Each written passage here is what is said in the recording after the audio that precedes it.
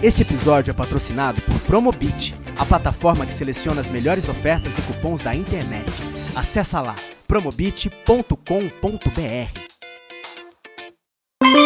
Irrita com Rita Lizauskas.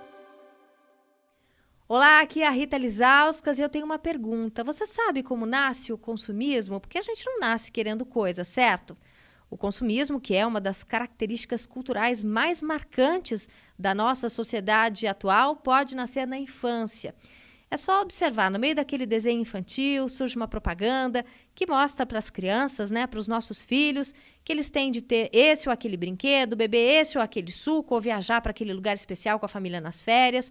Mas o que nem todo mundo sabe é que essa publicidade infantil é proibida por lei, por várias leis, aliás. A Isabela Henriques, do Instituto Alana, que é uma organização da sociedade civil que luta contra a propaganda direcionada aos nossos pequenos, conta para mim, no Irrita dessa semana, quais são as consequências desse consumismo precoce. Entre elas temos obesidade infantil, erotização, agressividade e até violência. Porque o desejo de pertencimento do jovem, do adolescente, o desejo de pertencimento até da criança dentro do seu grupo de amigos escolar é tão forte que muitas vezes num país com a dimensão que o Brasil tem, com os problemas socioeconômicos que nós temos, muitas vezes as crianças e os adolescentes acabam entrando no mundo da criminalidade para justamente adquirir esses bens que estão sendo anunciados o tempo todo. Comigo ainda a ativista e fundadora do MILC, o Movimento Infância Livre de Consumismo, a Débora Diniz. Ela é mãe de 3 e atua na sociedade civil para que a publicidade seja direcionada aos adultos e não às crianças. Peraí, vocês estão assediando os nossos filhos e a gente que tem que ficar com a parte chata de ficar falando não o tempo todo, a gente tem que ficar fugindo. Então anuncia para os pais, por que vocês têm que assediar as crianças? E nós, pais, como que a gente fica? Somos nós que somos obrigados a dizer não para as crianças em looping, Já que, motivados pela publicidade infantil, nossos filhos acabam querendo tudo o que vem na TV e também agora na internet. A psicóloga Ana Olmos, que é especializada em infância e adolescência, classifica a publicidade como uma forma invisível de violência contra a criança. Ela está aqui comigo no Irrita e dá algumas dicas para os pais que se veem acuados por esses pedidos insistentes dos filhos. Você fica com medo dessa criança se frustrar, você fica com medo dela ser discriminada e excluída porque não compra uma roupa de marca, porque não compra um produto ou não tem um serviço. Preste muita atenção em você para ver se aquele sentimento que está dentro de você, te fazendo tomar uma decisão, passa pela sua capacidade de pensar, passa pelos recursos de pensamento, de lógica e de crítica que você tem, até dos recursos financeiros, mas você pode ter o dinheiro e não querer comprar e pode dizer isso para a criança: tenho e não vou comprar. Bom, antes de começar o podcast, eu queria te contar que o Irrita está em financiamento coletivo no Catarse. Você pode ajudar a fomentar o jornalismo independente com contribuições a partir de R$5. Vai lá no catarse.me/irrita e veja como. Eu te agradeço desde já. Eu sou Isabela Henriques, sou advogada e sou diretora executiva do Instituto Alana, que é uma organização sem fins lucrativos que tem como missão honrar a criança. Isabela, eu sempre ouço, sempre leio que a publicidade infantil finalmente é proibida no Brasil, a publicidade direcionada às crianças. Mas eu sou mãe e eu vejo publicidade por todos os lados. Eu vejo no intervalo dos desenhos, eu vejo no YouTube, eu vejo os produtos no supermercado que tem aquele bonequinho, aquele personagem. O que pode, o que não pode? Qual é a situação do Brasil nesse contexto hoje em dia? A publicidade voltada ao público infantil, ou seja, a criança de até 12 anos de idade, ela é proibida no país. Ela é considerada uma publicidade abusiva. Por que você vê tanta publicidade por aí? Infelizmente, a gente tem uma legislação que não está sendo devidamente cumprida. Ela não está sendo cumprida como ela deveria. E por que isso? Porque a lei, ela não é tão clara no sentido de dizer que toda e qualquer mensagem publicitária voltada ao público infantil, ela não pode existir. Ela precisa ser analisada no caso a caso, no caso concreto, porque ela é uma interpretação de várias legislações que trazem esse resultado, essa conclusão dela estar proibida. Então, nós temos hoje a Constituição Federal, que no artigo 227 traz toda a garantia de direitos de crianças e adolescentes, traz também a responsabilidade compartilhada entre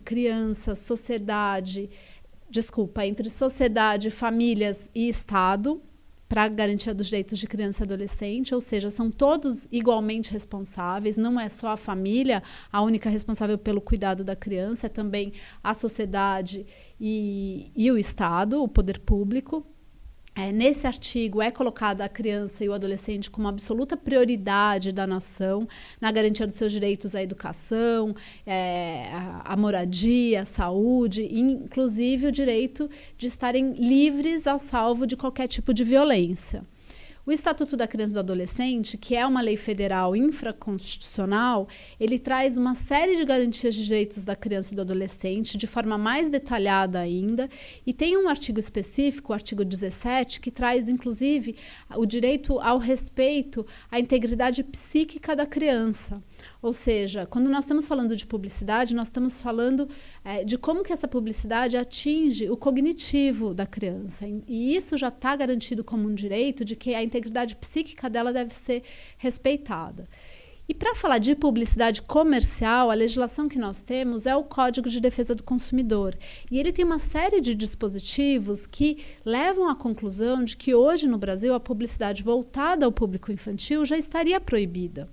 Então, o artigo 36, ele traz o que a gente chama no direito de princípio da identificação da mensagem publicitária, ou seja, toda e qualquer publicidade, ela deve ser facilmente identificável como publicidade. O nosso legislador, ele proíbe uma publicidade que é subliminar, uma publicidade que é clandestina, que ela não se diz claramente como publicidade. Ainda que seja possível encontrar vários exemplos de publicidades que são dessa forma, nós sabemos disso, mas elas são todas ilegais, porque o artigo 36 ele é muito claro nesse sentido. E quando a gente está falando de crianças de até 6 anos de idade, 4 anos de idade, por exemplo, elas muitas vezes elas sequer conseguem identificar a mensagem publicitária como a publicidade que elas são.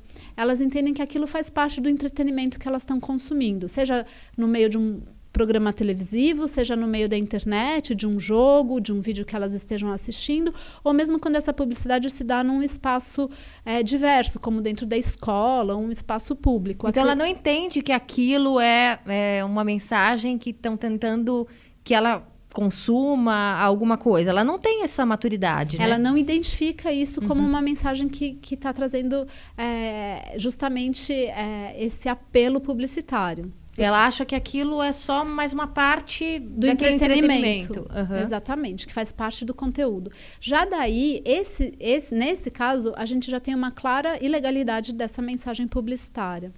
Mas mesmo aquela criança que já é mais velha, que já consegue identificar isso é uma mensagem publicitária, ela ainda não tem condições de entender o caráter persuasivo da mensagem.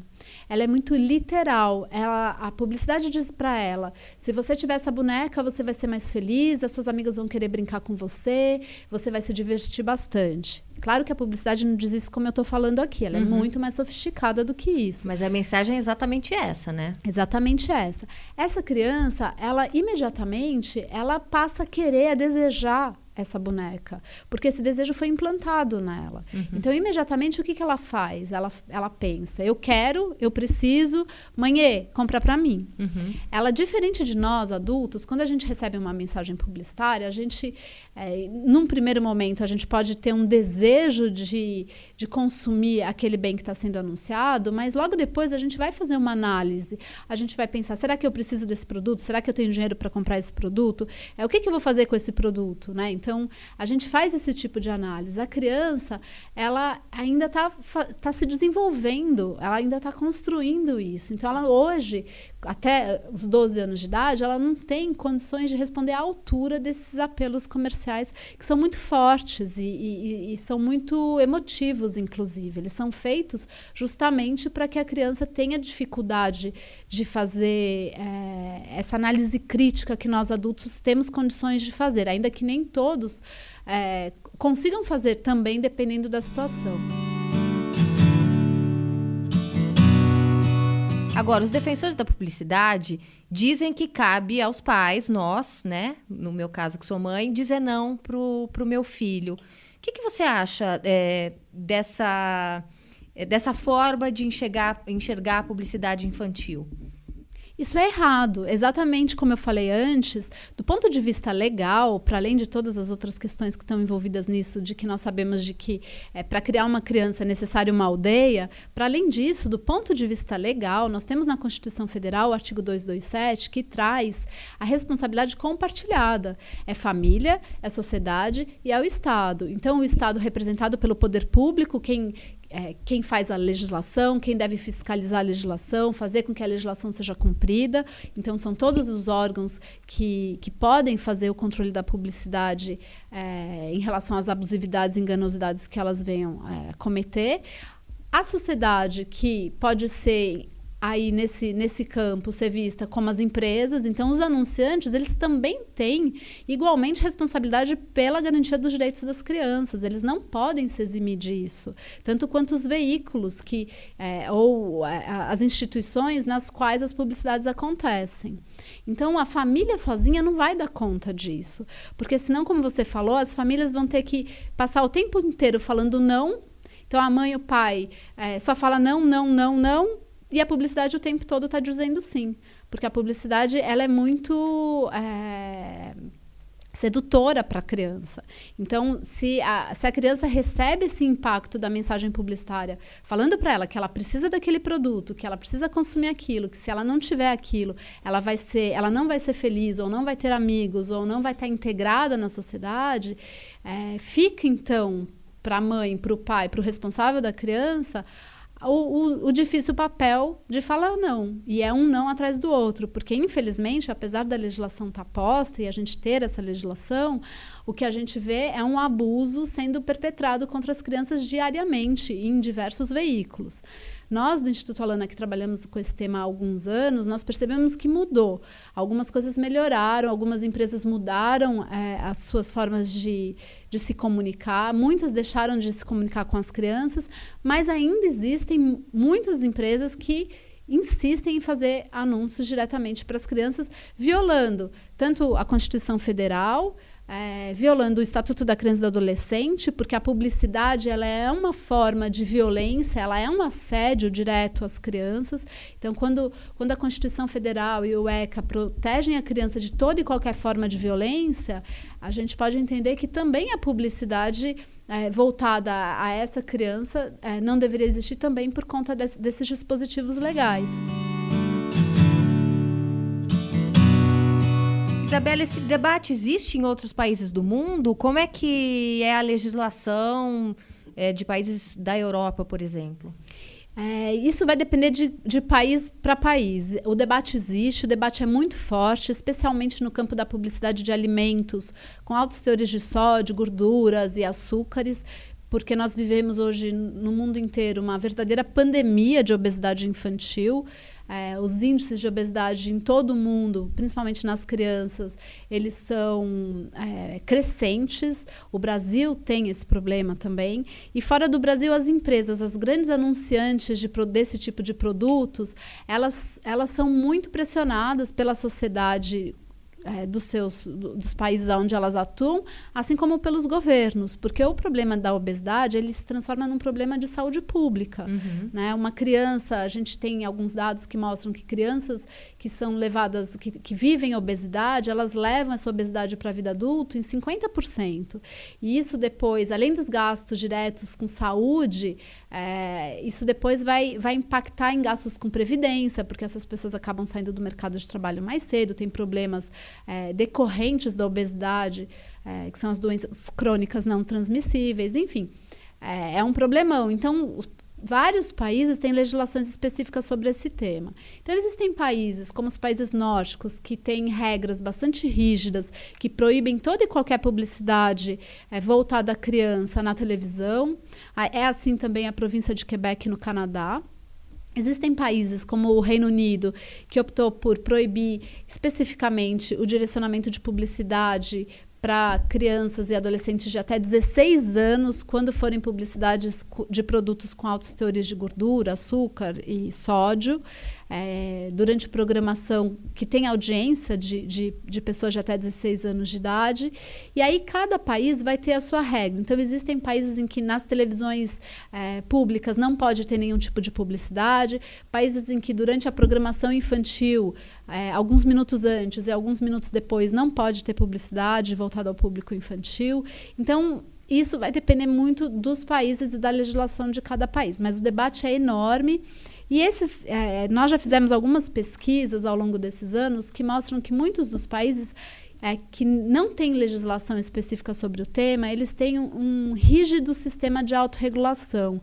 Mas não uma autorregulação como a gente diz que tem no Brasil, mas uma autorregulação que é, na verdade, uma regulação que é realizada junto com o poder público. Então, as empresas, elas se autorregulam para cumprir determinados compromissos que elas se estabelecem em relação a esse tema, e se elas descumprem esses compromissos com uma determinada frequência, elas recebem penalidade, aí não da autorregulação, mas do próprio poder público, né? Então, são sistemas que são sistemas mais complexos e que nós no Brasil não temos isso ainda. Nós temos uma legislação muito forte no tema, que precisa de mais fiscalização, e nós temos alguns compromissos que as empresas assumem,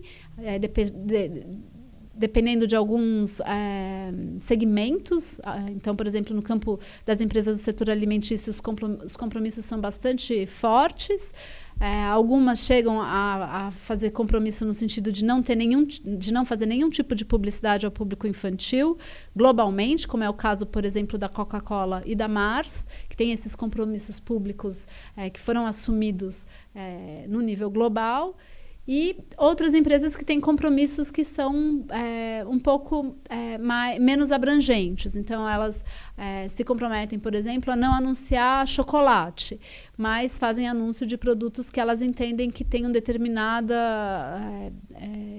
número de calorias que elas entendem que seria razoável. Mas isso é autorregulação. O poder público não participa em nada dessa discussão. Então, é um pouco diferente do que acontece em outros países, em que a autorregulação ela é amarrada também com o poder público. E já existe uma mensuração de o quanto de resultados se obtém nesses países onde é mais restrito, onde a publicidade infantil realmente é regulada? O que existe em profusão são dados relacionados à obesidade e a gastos. Porque a propaganda direcionada às crianças de alimentos é muito forte, né? É muito forte, e também as consequências são mais palpáveis. Quando a gente fala, por que não anunciar para a criança, né? Então, a publicidade dirigida à criança, ela gera uma série de consequências para a sociedade. E talvez uma das maiores seja o consumismo infantil e o materialismo, né? Então, a gente está falando aqui de valores, da formação de valores de uma sociedade. Então, se a gente ensina as crianças, desde a mais tenra idade, de que elas precisam consumir, que elas precisam adquirir bens para elas serem felizes, para elas existirem dentro da sociedade, isso faz com que a gente esteja criando uma sociedade que vai ser cada vez mais consumista e ter no bem material o seu bem maior. Então, aquela discussão do ser e o ter, né? Uhum. Então, eu só sou se eu tenho.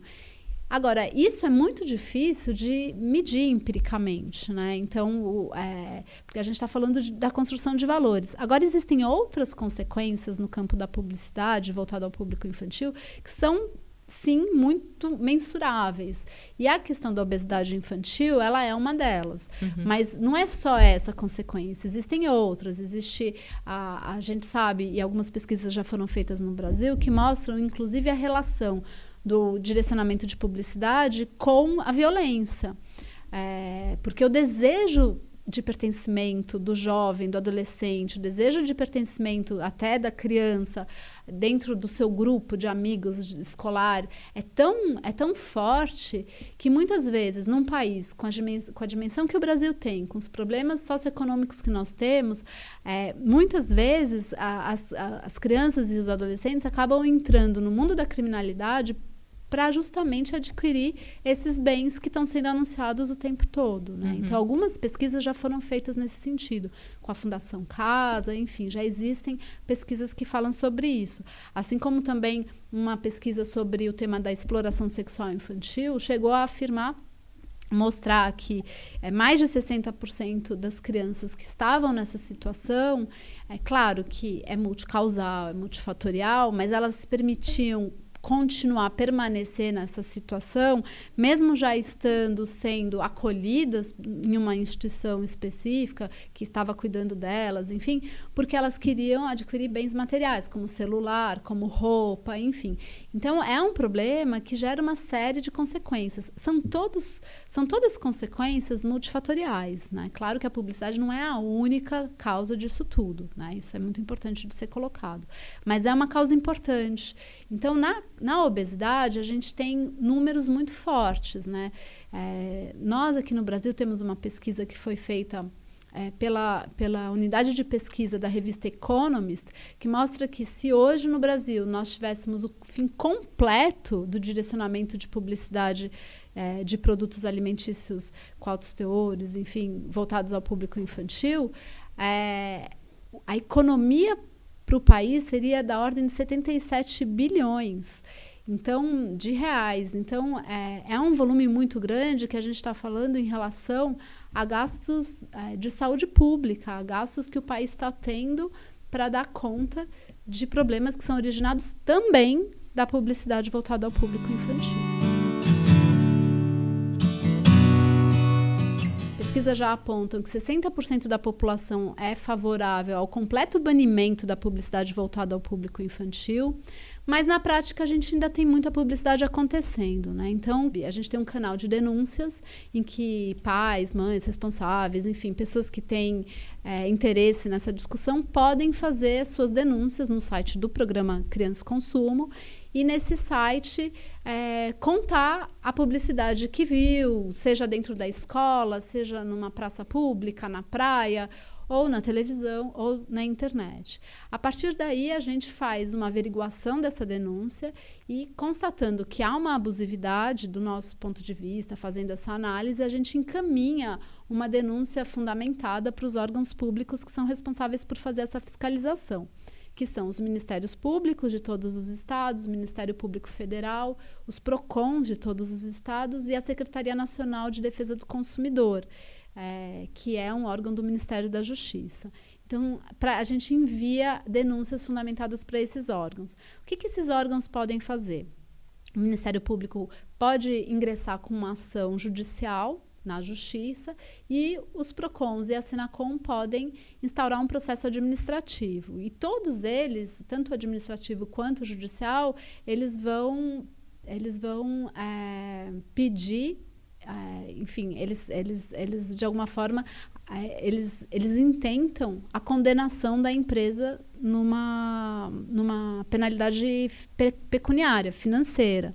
Então, no processo administrativo, a empresa pode ser condenada ao pagamento de uma multa e no processo judicial, ela pode ser condenada ao pagamento de uma indenização que vai para um fundo de direitos difusos que depois ele pode ser revertido para a sociedade de alguma forma. Então, são esses os caminhos que acontecem.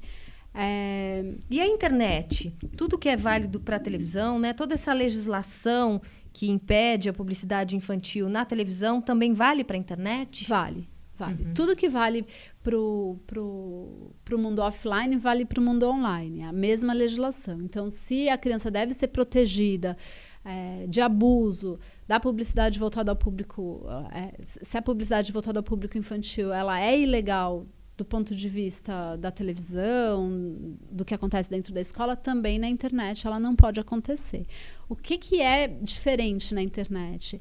É mais difícil para qualquer órgão fazer a fiscalização do que acontece na internet, porque o volume é imensamente maior. E a gente que é mãe, a gente vê os nossos filhos mais na internet hoje em dia do que na televisão.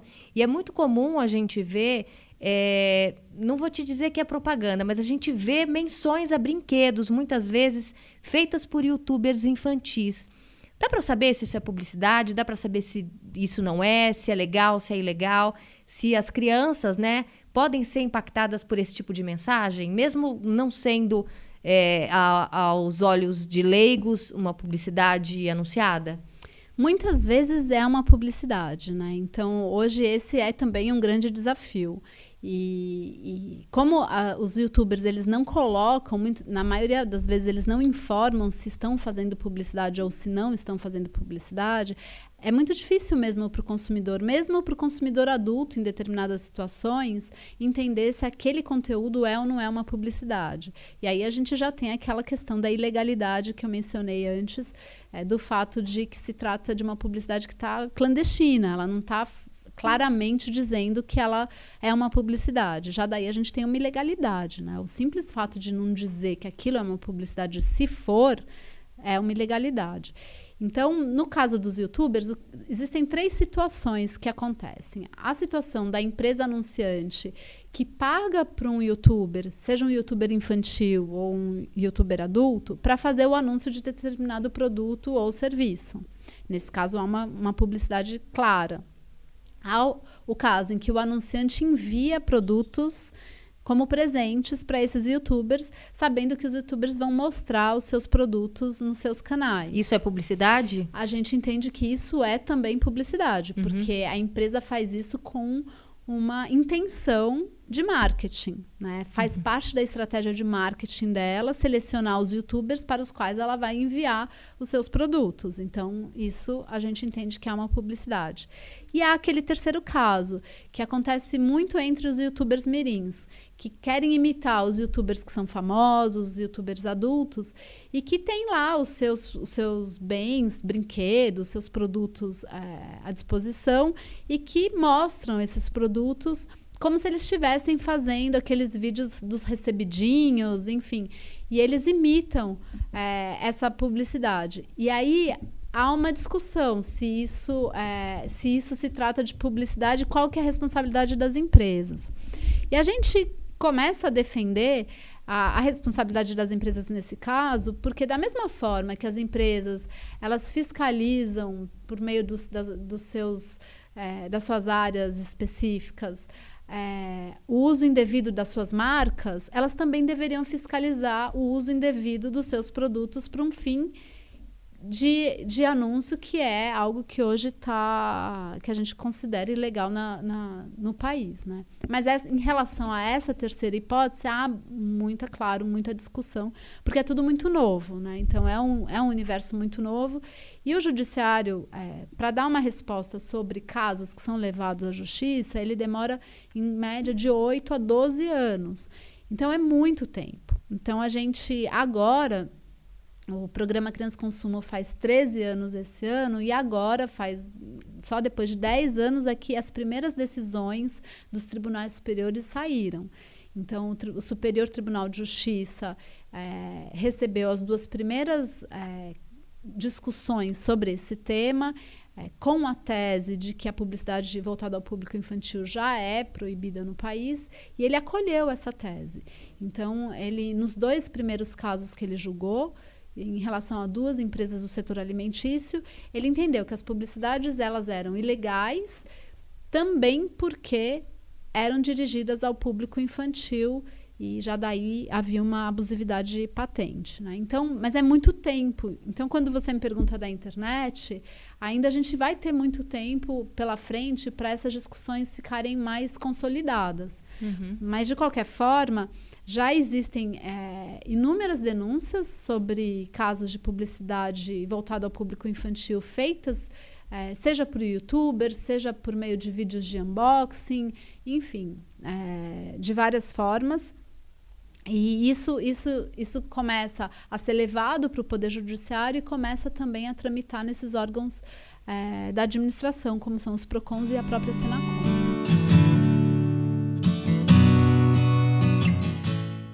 sou Débora Regina Diniz, sou mãe de 3, né? Pedro com 16 anos, João com 14 anos e Ana Cecília com 12 anos. Sou ativista, doula, professora e ativista pela infância, pelo movimento Infância Livre de Consumismo. Eu sou uma cofundadora do Milk. Débora, eu queria que você contasse como é que o Milk surgiu. O Milk surgiu em 2012, a partir de um grupo de discussões no Facebook. Era um grupo que discutia consumismo e publicidade infantil. Então, éramos várias mães e pais que queriam falar sobre esse assédio da publicidade, sobre as crianças, como é que se dava esse consumismo, se era só com a gente, se todo mundo passava pela mesma situação. E aí, nesse grupo, que a gente já se conhecia de outras listas de parto, listas de maternidade consciente, nesse grupo surgiu um tema que um grupo de publicitários estava lançando uma campanha falando sobre a responsabilidade da publicidade. E a gente achou que de repente, estava chamando as pessoas para o diálogo, para a pauta, e fomos até essa página desses publicitários. Quando a gente chegou a essa página, era assim, né, somos todos responsáveis, mas na verdade a responsabilidade eles estavam sempre colocando sobre os pais, principalmente sobre as mães. Né? Então se dizia assim, que o problema do consumismo é que os pais eram muito moles, os pais não sabiam dizer não, os pais, né, não sabiam educar direito as crianças e tal, e era uma página também que valorizava a publicidade, dizendo que uma publicidade era maravilhosa e tal. E aí a gente foi lá para o debate, debater o tema, falar, olha, peraí, vocês estão assediando os nossos filhos e a gente que tem que ficar com a parte chata de ficar falando não o tempo todo, a gente tem que ficar fugindo disso. E aí a gente começou a questioná-los, e aí eles começaram a bloquear a gente, enfim, bloquear, apagar as nossas mensagens, e a gente muito fula, né, muito sangue nos olhos naquela época. A gente falou, bom, vamos então a gente criar a nossa própria página e vamos falar sobre isso, né? Porque já que não deixam a gente falar, a gente vai criar o nosso espaço. Então, assim, sem muito planejamento, a gente criou, né? Nos juntamos, muitas pessoas, a gente, sem nenhum critério, a gente criou uma página chamada Infância Livre de Consumismo. Então, a gente criou essa página no Facebook para contrapor essas questões aí, para dizer, olha, porque dizia muito assim, né? Que não ter publicidade infantil, fazer com que tivesse, não ia ter desenho no canal aberto. Então, eram umas coisas muito assim. A gente começou a questionar, falar, pera, né? Então, anuncia para os pais, porque vocês têm que assediar as crianças e tal. Então, a gente criou a Infância Livre de Consumismo despretensiosamente, para simplesmente colocar os nossos argumentos como pais, né? O que a gente passava em casa. Agora, Débora, e é por todos os lados, né? O que você acha desse argumento de que nós pais, nós mães, que temos que dizer não para os nossos filhos e que eles, por outro lado, podem fazer esses anúncios em qualquer lugar?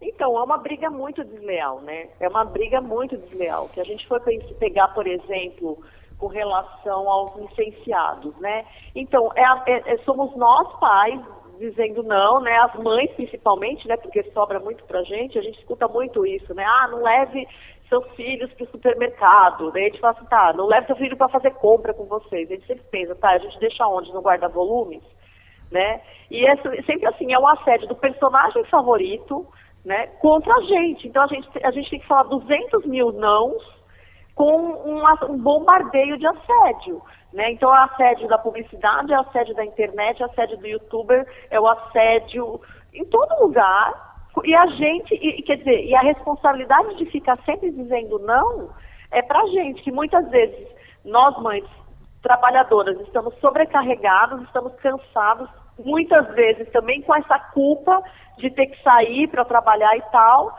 Então, eles trabalham todas essas questões aí afetivas e de consumo, né, nesse assédio. Então, quer dizer, fica muito injusto, muito desigual a gente competir com a publicidade, a gente competir com as grandes corporações. Eles estudam neuromarketing, eles fazem eventos, eles fazem congressos sobre como fazer publicidade direcionada para criança. Então, eles sabem fazer como. Então, assim, é muito injusto ficar, culpabilizar a vítima, né? É culpar a parte mais fraca aí dessa cadeia. Então, culpar a mãe, culpar os pais pelo consumismo das crianças ou pela má alimentação das crianças, né? Porque deu refrigerante ou porque comprou um biscoito, sendo que a indústria, que toda a corporação é feita para ludibriar a gente também, é de uma injustiça tremenda. Vocês são muito ativos nas redes sociais, né? Como é que vocês agem com essa militância contra a publicidade direcionada às crianças? Então, atualmente, somos 3 mães, né? Que a gente não trabalha exclusivamente para o Milk. A gente sempre fala que o Infância Livre de Consumismo é o nosso filho também, né? Que dá um trabalho e tal. Mas a gente vai fazendo conforme dá. Então, a gente tem uma produção grande, seja no Facebook, seja no Twitter, seja no Instagram, né, na internet de maneira geral, e também a gente participa de vários encontros, e, enfim, quando convidam a gente, né, mesmo assim, em debates mesmo no Congresso, mas somos só 3 mães trabalhadoras com filhos, e que a gente faz, assim, como dá, no tempo que dá. E é impressionante, assim, o feedback que a gente tem, é impressionante o número de seguidores, não é tão comum uma página que já tem 7 anos, né, que continua ativa, não é tão simples você manter uma página, né, um ativismo por tanto tempo, né? Então, acho que o segredo do nosso sucesso, o segredo da nossa abrangência é cuidar como se fosse nosso filho mesmo. O Infância Livre de Consumismo é nosso caçula. E como é que vocês fazem? Vocês ficam de olho no que está acontecendo? Vocês agem ali com outros órgãos da sociedade civil, levando essas inquietações e esses questionamentos que vocês têm? Qual que é a ação que vocês têm fora agora das redes? Então, a gente tem parceria com vários órgãos da sociedade civil, principalmente os voltados para direito do consumidor, direito da infância e os que cuidam de alimentação, né? Então, eles apoiam a gente, eles também vão abastecendo a gente de informações e a gente também recebe muita denúncia, né, dos nossos seguidores. Então, assim, acontece alguma coisa, imediatamente já acionam a gente, marcam a gente, então é uma doideira, né? Porque a gente abre, às vezes, as redes sociais, a gente já está marcado em um monte de coisas, vê isso, vê aquilo. Lógico que a gente não dá conta de falar sobre tantos assuntos, né? Porque apesar de a gente falar muito sobre consumismo, a gente fala de todos os assuntos direcionados a direito da infância, né? Então, vira e mexe, marcam a gente faz isso. Além disso, a gente acabou sendo uma voz materna, né, por exemplo, para o Congresso, sempre nessas pautas, né, para a imprensa e tal, porque antigamente só se falava com os especialistas, né? Então, quando se falava de consumismo e publicidade infantil, até alimentação, sempre se procurava um especialista, ou procurava um psicólogo, ou procurava um educador, ou procurava um nutricionista, mas nunca perguntaram para uma mãe como era para ela e como ela via essa situação, né? Porque as mães é que estão vivenciando. A mãe não era vista como especialista, não, né? A mãe não era especialista, né? Então, os especialistas eram os outros e a gente que estava passando por todo aquele processo, né? Nossos filhos crescendo e a gente passando por todas essas situações, né? Então, o que a gente acaba acontecendo é que hoje nós, do Milk, somos uma voz, né, representando a sociedade civil e representando mais precisamente as mães. Nós somos uma voz materna aí nessas pautas. Você falou que a página tem 7 anos, o movimento tem 7 anos, né?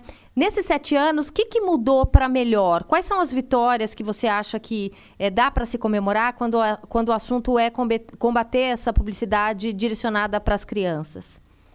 Olha, a primeira vitória, eu acho, é a questão de conscientização, né? As pessoas começaram a perceber que existia essa relação aí, porque antigamente as pessoas nem se davam conta desse assédio. Hoje em dia as pessoas já percebem que existe um mecanismo. Mas uma das grandes vitórias a gente pode considerar, né, quando o CONANDA, ele determinou mesmo a proibição de publicidade direcionada para criança. Então, hoje em dia fica muito mais fácil a gente encontrar respaldos legais para apontar. Então, a gente vai recebendo denúncia e a gente encaminha essas denúncias para os órgãos, né, que fazem advocacy, né? Então, a gente vai encaminhando essas denúncias, seja para o IDEC, seja para o Alana, enfim, para vários órgãos que começam a entrar com processos, né? Então, assim, hoje em dia a gente já tem muito mais respaldo legal, né? Com relação à alimentação, a gente está aí com um processo na Anvisa de alterar a rotulagem. Então, é uma pressão social e a gente acaba aproveitando a nossa página para falar, né, sobre a importância de uma rotulagem adequada, né, para os alimentos, porque não adianta só ter uma rotulagem com letras minúsculas que ninguém entende nada, só falar que é ruim ou ruim, porque às vezes a gente não consegue distinguir um ultraprocessado de um alimento processado. Né? Então, já está em processo na Anvisa essa mudança de rotulagem. Então, assim, de 2012 para cá tem muita coisa mudando, né? Então, a gente também começa a ter mais respaldo legal, e isso é muito importante. Agora, qual que é a publicidade mais comum que é direcionada para as crianças? É de alimentação? É de brinquedo? É de viagem? Do que é? Olha, eles fazem publicidade de tudo. Por que acontece? Né? Já tem uma pesquisa que mostra que 80% da compra de uma família é determinada pelas crianças. Então, assim, nem sempre a publicidade direcionada à criança vai ser de um produto infantil. Às vezes pode ser uma publicidade de um carro, pode ser publicidade de evento, pode ser um monte de coisa, né? E uma coisa que a gente percebeu muito é assim, eles perceberam que, como já tinha uma regulamentação mais forte da publicidade na televisão, eles migraram diretamente para a internet. Então, hoje em dia, a publicidade mais nociva que tem para a criança são esses canais que fazem unboxing, né, unpacking, que é aquela criançada abrindo pacote, né, que vai seduzindo aquela criança. Então, as crianças abrindo inúmeros pacotes, né, aquelas bonequinhas LOL, enfim, colecionáveis, um monte de coisa. Ultimamente, a internet ainda não tem uma regulamentação específica, então fica muito naquela coisa de faz de conta que não é publicidade, mas né? Então, hoje em dia, o pior tipo de publicidade para a criança está no YouTube com esses canais de unboxing. Até porque as crianças assistem menos televisão do que a gente assistia na nossa infância, né? As crianças realmente estão no YouTube, estão na internet, né? Exatamente. E o grande perigo é que, assim, apesar de ter aquele filtro do YouTube Kids, né, que teoricamente restringiria alguns conteúdos que não são bons para as crianças, esse YouTube Kids não consegue restringir publicidade, não consegue restringir esse tipo de canal. Então você acha que seu filho está assistindo uma outra criança falando que ela é bonitinha, que ela é engraçadinha, ou, né? E ao mesmo tempo, assim, é uma publicidade feroz, né? É bem difícil, é bem complicado. Mas é uma publicidade que aparece como publicidade ou ela é uma publicidade velada? Então, como eu falei, ainda como é uma coisa muito recente, né? Isso vai acontecendo com todas as novas mídias, né? É uma publicidade descarada, mas entra como uma publicidade velada, porque a pessoa ela ganhou brindes, né? Ou então assim, faz de conta que ela não ganhou, que ela tenha comprado. Mas, assim, de qualquer forma, ela está divulgando uma marca, ela está divulgando um produto, né? Então, esse negócio de ficar abrindo pacotes e pacotes de colecionáveis, né? Enquanto outras crianças estão lá hipnotizadas vendo aquele... E outra, é uma ódio ao consumismo, né? Então, fica quem tem... É pior do que aquela propaganda da tesourinha que falava eu tenho, você não tem, é muito mais cruel, né? Eu tenho milhares de coisas para abrir e as outras assistindo, a outra abriu aquele monte de pacote, né? É uma coisa, assim, bem complicada. Agora, Débora, você disse que você tem 3 filhos, né? Como é que é o efeito dessa publicidade neles? Eu queria que você me contasse coisas que você já passou com eles por conta desse apelo. Então, eu sempre falo que eu sou o meu próprio laboratório, né? Então, eu fui percebendo as coisas a partir deles mesmos, né? Então... eu também, apesar de ser da área da comunicação e semiótica, eu achava que eu estava muito vacinada, né, que eu sacava tudo de publicidade, e quando eu tive filhos eu fui perceber que é muito legal, né, porque o cuspe vai cair, é uma chuva de cuspe. E eu fui perceber que eu não sabia nada. E aí, o que eu fazia, né? Não, eu quero que ele, né, eu sabia assim, que eu não queria que ele tivesse em contato com programas violentos, com coisas... Eu me preocupava muito com classificação indicativa, que eu acho que é muito o que acontece com os pais hoje em dia com o YouTuber, né, colocar no YouTube Kids. Eu me preocupava muito com classificação indicativa, mas eu não me preocupava com o intervalo comercial. E aí, quando meus filhos, conforme eles foram crescendo, eles chegavam numa certa idade e eles assistiam aqueles, na época tinha aqueles programas infantis na TV a cabo, né?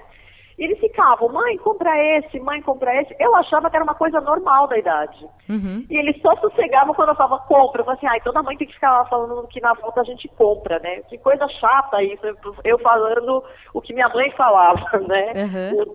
Você vê que isso é uma coisa do consumismo e a gente nem se dá conta ou na volta a gente compra, porque na verdade é o filho sendo assediado pelo consumo. E o Na Volta a gente compra é aquela nossa tentativa de não falar mais um não, né? Exatamente. Porque a gente passa não o falar dia falando não. Não, exatamente. Né? A gente nem se dá conta desse moedor de carne do consumo que está nessa frase materna do Na Volta a gente compra. E aí eu ficava, né, tentando tutoriar e falava, tá bom, depois eu compro, não sei o quê.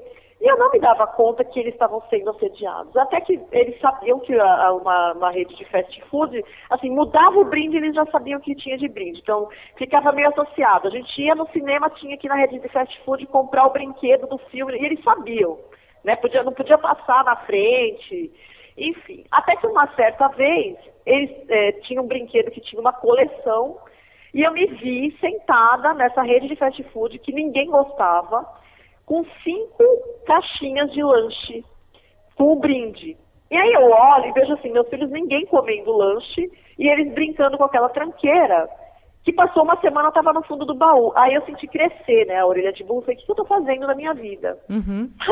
Foi um momento de luz, eu falei, peraí, está acontecendo alguma coisa aqui muito errada. E eu já estava naquele grupo, levei o assunto, né, para as outras mães, não, comigo é a mesma coisa, eu falei, pera, eu vou fazer uma experiência. Aí eu cortei, né, na época era a televisão, eu cortei a televisão, eu falei, não vai mais ter televisão aqui em casa. A gente vai assistir DVD, vai assistir filme, mas não vai mais ter televisão. Eles pararam de pedir. Foi uma coisa imediata. Não foi uma coisa assim, não, teve um processo. Não, eles pararam. Sabe aquela ansiedade do Dia das Mães, da Páscoa, de todas as datas de consumo, que eles um mês antes eles já estavam ansiosos. Uhum. Chegavam até a ficar ofegante. Eu quero isso, eu quero aquilo. Parou. Simplesmente parou. Eles não foram mais assediados e aquilo lá parou. Agora, Débora, como é que é quando a gente faz isso com os nossos filhos, mas eles vão para a escola, né? Então, assim, a gente consegue fazer ali na nossa bolha, né? Com que eles sejam menos assediados, etc e tal. Mas quando eles vão para a escola, tem um cenário que a gente não consegue, entre aspas, controlar, né? Não. Como é que você sentiu isso com os seus filhos quando você fazia essa restrição em casa, mas daí eles iam para o mundo? Então, tem sempre essa coisa assim, mas você cria seu filho numa bolha, então, né? Então, assim, não é uma bolha, mas é um trabalho. E esse trabalho, assim, pelo menos é um trabalho que eu faço de bom grado, que é o trabalho de mostrar para eles o mecanismo, como é que funciona. Olha, tá vendo que isso aqui, né, não é legal por isso, por isso, por isso? É lógico que nem tudo a gente consegue... Problematizar. Problematizar, e assim, não é minha culpa. Sabe, mas naquele dia ele quis comer um lanche X. Gente, eu não posso lutar contra isso. A gente fala, por isso que eu sempre falo com todas as mães, não se sintam culpadas, você não é culpada. Né? Então, a nossa luta também não é de um para um. Eu não vou ficar apontando o dedo para a mãe que comprou o licenciado, não sei o que lá. Nossa questão é todo um sistema.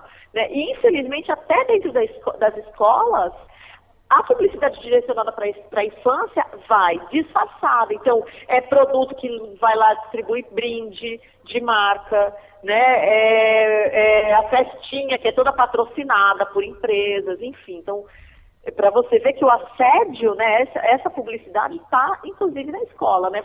Travestida de ação educativa, né, vai aprender a escovar o dente com aquela marca de creme dental. É né? super comum isso. E o que acontece também? Há pesquisas que mostram que o consumo, né, e principalmente o consumismo, tem muito a ver com a sua relação afetiva. E principalmente esse afeto que você desenvolve lá na infância. Né? Então a pessoa acha o macarrão instantâneo a coisa mais maravilhosa do mundo porque é o que ela comia na infância antes de ir para a escola. Entende? Então a criança associa muito essa questão do produto e a afetividade. Então ela vai lembrar do dia que ela estava na escola e foi uma festa. E aí pronto, você conseguiu um consumidor para muitos anos. Né? Então a publicidade direcionada à infância é para criar um consumidor para o resto da vida. Porque a infância ela está muito aberta à afetividade. A infância é afetuosa. Você consegue perceber que os seus filhos já conseguem fazer uma reflexão sobre o assunto? Claro, cada um, né, com a maturidade da idade que cada um tem? Sim, uma coisa assim que resolveu a questão foi essa coisa da ansiedade. Principalmente a ansiedade em relação a datas de consumo. Então eles não têm mais eles não criam essa ansiedade. É preciso comprar. Então hoje em dia meus filhos eles entendem a diferença entre necessidade e desejo.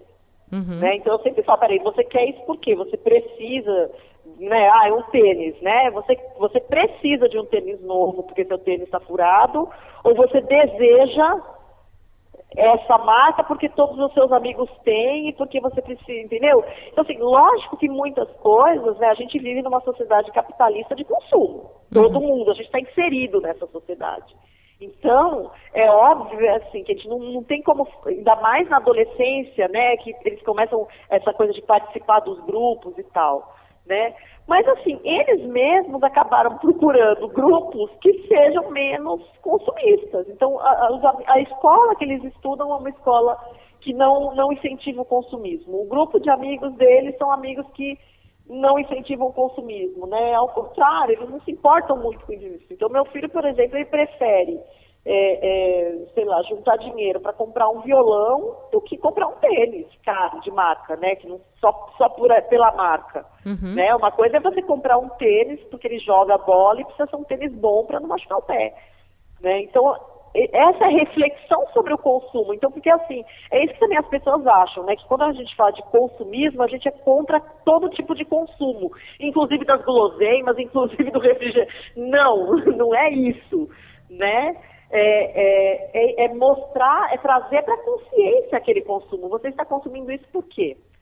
Né? Ah, tá bom, hoje em dia você vai ter um dia que você vai comer uma tranqueira. Então saiba que você está comendo uma tranqueira. Isso não é uma comida, não é um alimento, né? É uma tranqueira.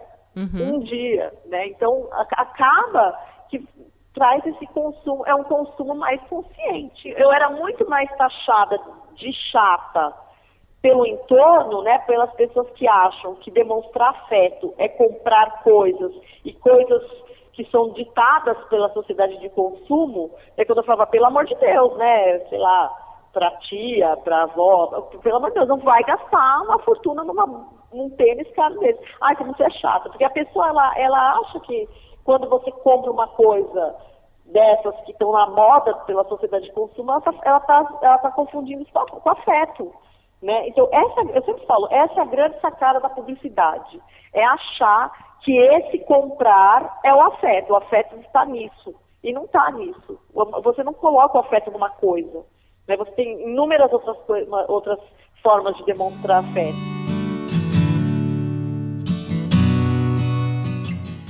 Meu nome é Ana Olmos e eu sou psicoterapeuta de crianças, adolescentes e famílias.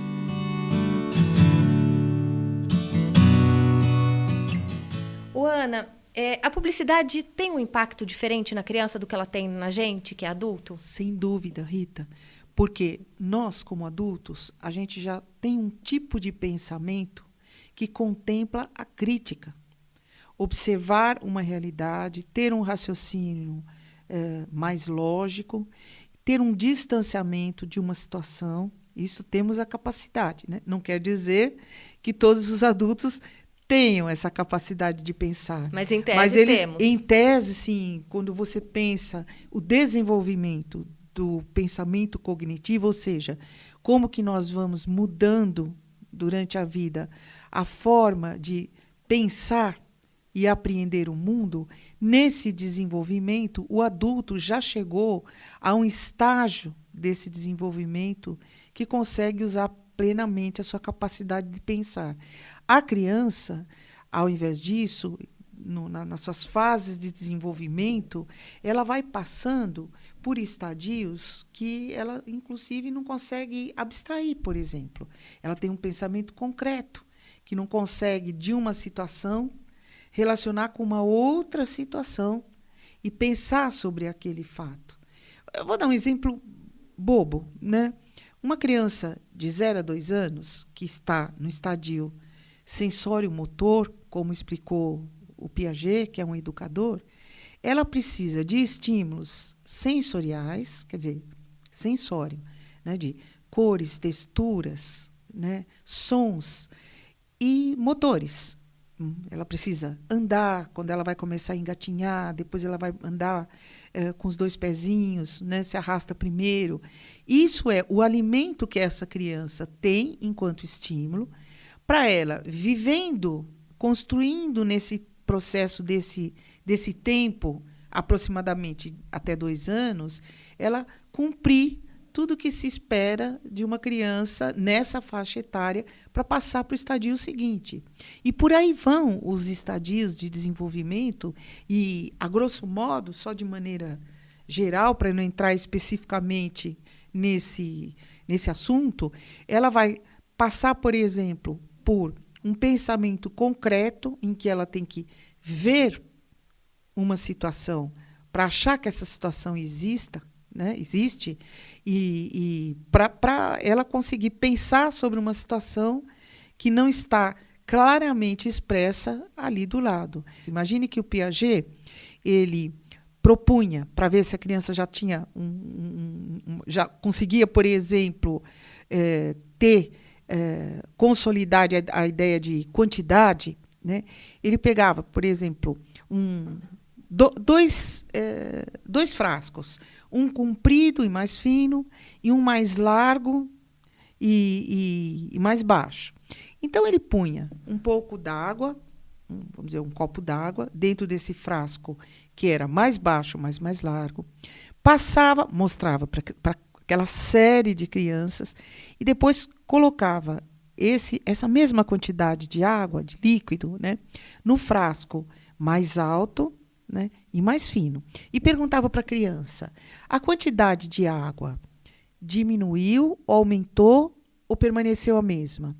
Enquanto a criança diz, por exemplo, aumentou porque é mais alto, ela ainda não conseguiu adquirir internamente essa noção de quantidade. Uhum. Então, ela ainda está, por exemplo, com um concreto do ser mais alto que não informa a ela que não, a quantidade da água ou do líquido é a mesma.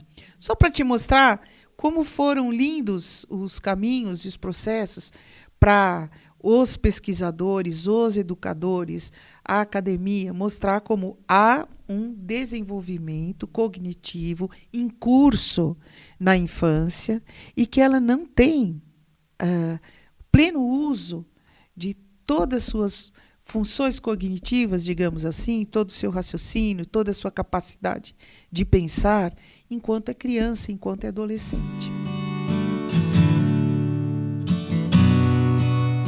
Isso significa o quê? Na hora que a propaganda passa, ali no intervalo do desenho, e está oferecendo ela, sei lá, um produto, um brinquedo, ou dizendo que ela tem que ter uma experiência e viajar para tal lugar, não para outro lugar, ou que ela tem que comer um biscoito X ou Y.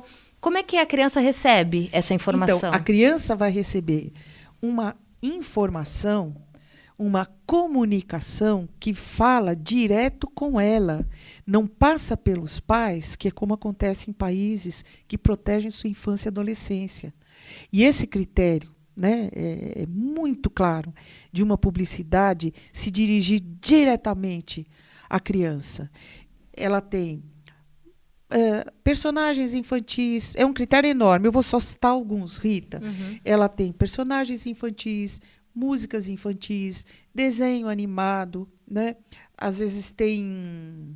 Bom, aqui no Brasil se chega a algo que é absolutamente proibido, né? Que é um merchandising testemunhal, ou seja, dirigido à criança por uma pessoa de sua confiança, que pode ser uma apresentadora infantil, um ator, uma atriz, alguém de vamos dizer, do dia a dia da mídia público, e que a esse personagem ou a essa pessoa é dado um voto de confiança das famílias e da própria criança.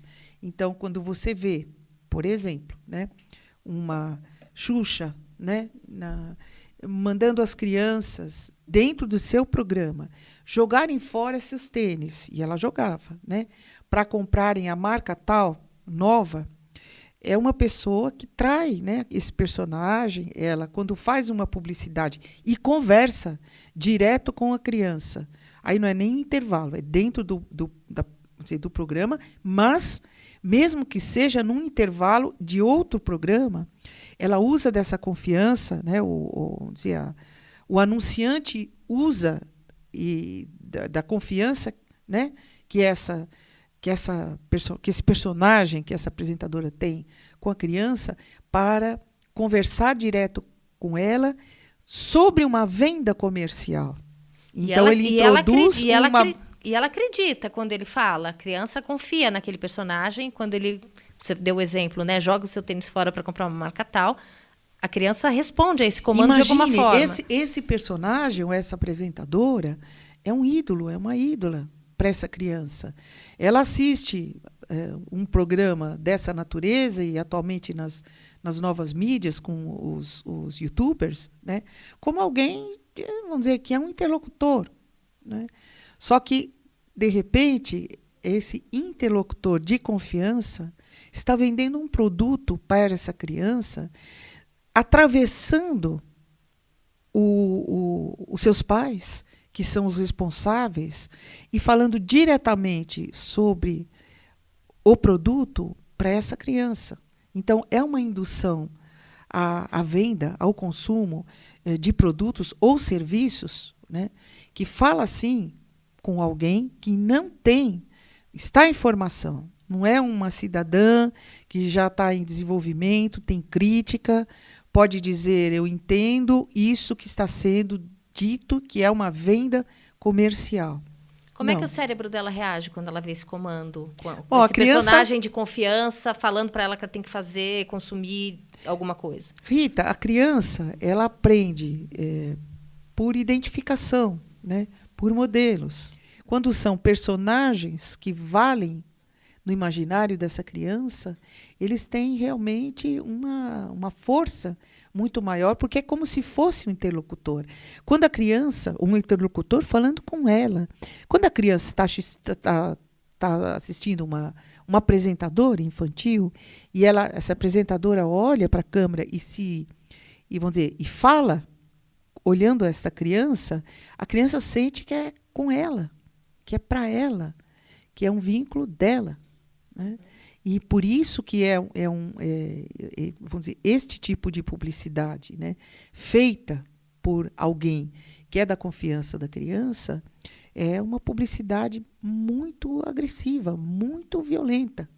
Claro que não precisa ser só apresentadora. Você imagine, nos desenhos animados, né, que são personagens com os quais a criança se identifica, que a criança entra naquela narrativa, entra na história, aquilo vira o seu dia a dia, né? Também são interlocutores do mundo mental desta criança. O filho da gente sofre esse bombardeio, acaba querendo tudo, desejando tudo, aquilo que é apresentado. A gente tem que saber dizer não, é isso? Perceber que o amor mais difícil é aquele que, quando é necessário, frustra. E agora eu vou para o terceiro mecanismo, que é como funciona a criança e por que ela vai direto no coração dos pais, e fica mais difícil para esses pais dizerem não. Esse terceiro mecanismo de defesa da nossa parte consciente, do ego, contra a ansiedade e angústia, se chama identificação projetiva. Identificação, porque por identificação, a criança, o adolescente, mesmo adulto, conhece muito bem seu interlocutor. E projetiva, porque para se livrar da frustração, da ansiedade, a criança, o adolescente, projetam dentro do mundo mental, dentro dos pais, um sentimento que os controla por dentro. Não precisa ter briga, é muito mais eficiente, muito mais eficaz.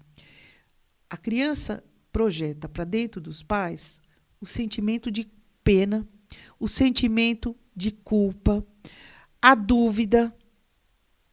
Será que eu estou certo? Será que eu estou errado?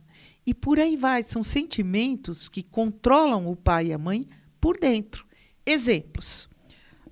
O menino chega para a mãe e fala assim: mãe, lá na escola, todo mundo tem o celular chips Y ou Z, só eu que não tenho. Ou, bem recentemente, porque aí a mãe fica com pena do filho, com medo, né? Está projetado o medo do filho ser discriminado e dúvida se ela está fazendo certo ou não, de dizer, olha, não vou comprar. Quando a mãe escuta isso, só eu que não tenho, eu tenho vergonha. A criança não vai falar, eu sou discriminada, né? Mas eu estou excluída. A criança, dependendo da idade, fala, eu estou excluída.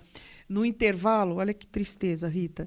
Todos ficam lá com seus celulares, só eu que não fico. Como é que a gente age quando a gente ouve isso, doutora?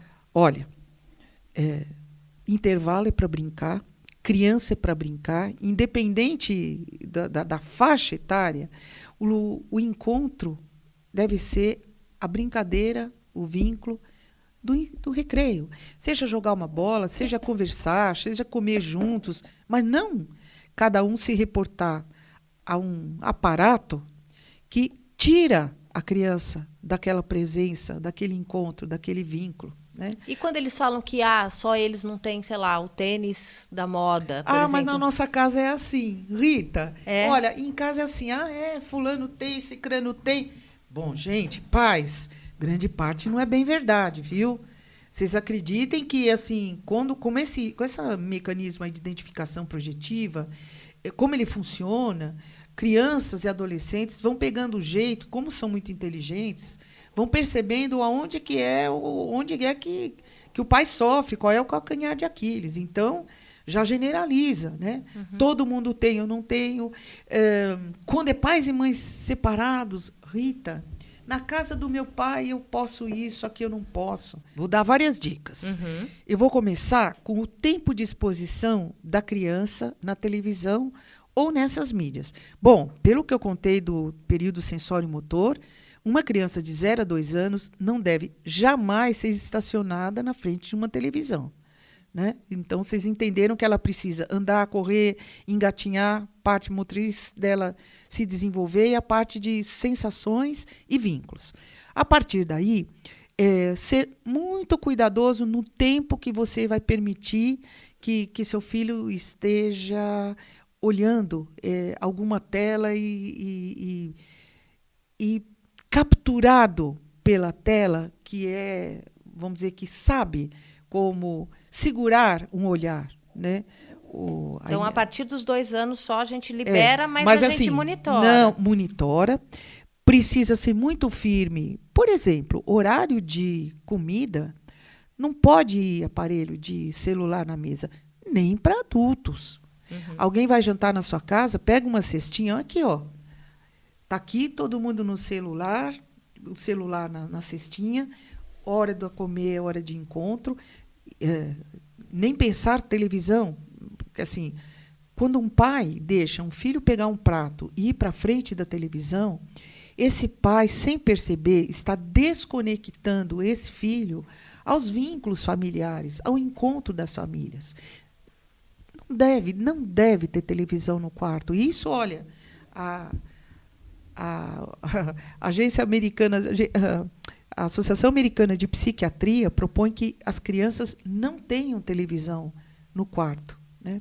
O uso do celular, a criança não precisa ter um celular.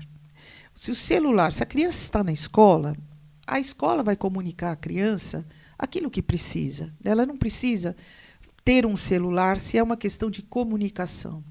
A outra coisa importante é, considerando tudo que eu expliquei sobre os mecanismos que as crianças usam para conseguir que a gente faça o que elas querem, ainda que seja contra elas, é perceber se você fica com pena, se você fica com dúvida, se fica com medo dessa criança se frustrar, ou você fica com medo dela ser discriminada e excluída porque não compra uma roupa de marca, né? Porque não compra um produto ou não tem um serviço, preste muita atenção em você para ver se aquele sentimento que está dentro de você, te fazendo tomar uma decisão, passa pela sua capacidade de pensar, passa pelos recursos de pensamento, de lógica e de crítica que você tem, até dos recursos financeiros, mas você pode ter o dinheiro e não querer comprar, e pode dizer isso para a criança: tenho e não vou comprar, porque não acho correto. A casa dos outros tem, na nossa casa será do jeito nosso. Mas, enfim, para observar se são esses mecanismos que funcionam para fazer você tomar uma decisão. A criança não é má quando usa esses mecanismos. Quando percebe que funciona, porque a gente tem pena, tem culpa, tem medo que sofra, né? Tem dúvida, fica com dúvida, não tinha dúvida, começou a ter dúvida, né? Pronto, se funcionou uma vez, ela vai repetir. Se funcionou a segunda, vai repetir. E a publicidade conta com isso, né? Conta com isso.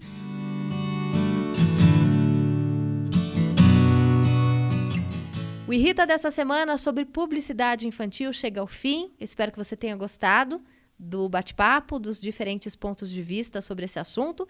E se você tiver alguma dica de assunto, de entrevistado, escreve para mim. Meu e-mail é irritapodcast@gmail.com. Até a semana que vem. Esse podcast é apresentado por Toribá. Para outros programas, acesse toribacomunicação.com.br. Irrita com Rita Lizauskas.